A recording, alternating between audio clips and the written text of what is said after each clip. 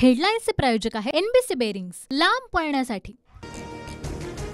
बारामतीमध्ये नणंदविरुद्ध भावजाई संघर्ष वाढला। मी मेरिटवर मतं मागते, सदानंद सुळेंना मतं मागायला फिरवत नाही। सुप्रिया सुळेंची नाव न घेता अजित पवारांसह सुनेत्रा पवारांवर टीका।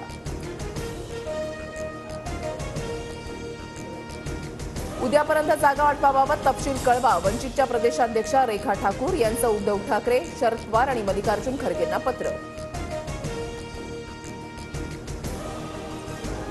आजपासून अर्थसंकल्पीय अधिवेशन, उद्या अजित पवार अर्थसंकल्प मांडणार।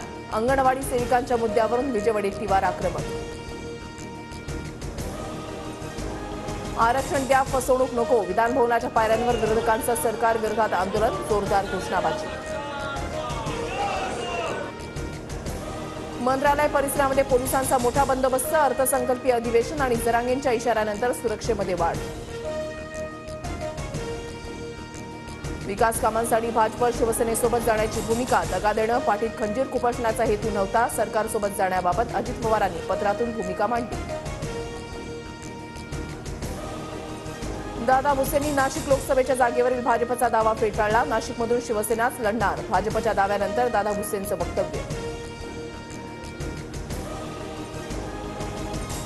मनोज जरांगे भांबेरी गावातून अंतरवाली सराठीमध्ये परतले। उपोषणाबाबत संध्याकाळी 5 वाजता भूमिका मांडणार। उद्यापासून साखळी उपोषण, जरांगेंची माहिती।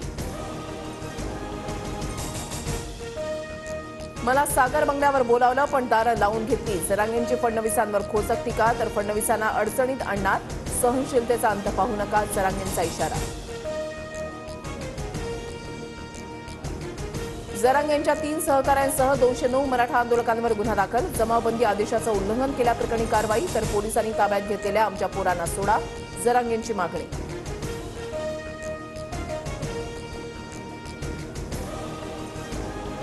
जरांगेंच्या सर्व वक्तव्यांची चौकशी केली जाईल, जरांगेंच्या फडणवीसांवरील आरोपानंतर शंभूराज देसाई यांची माहिती।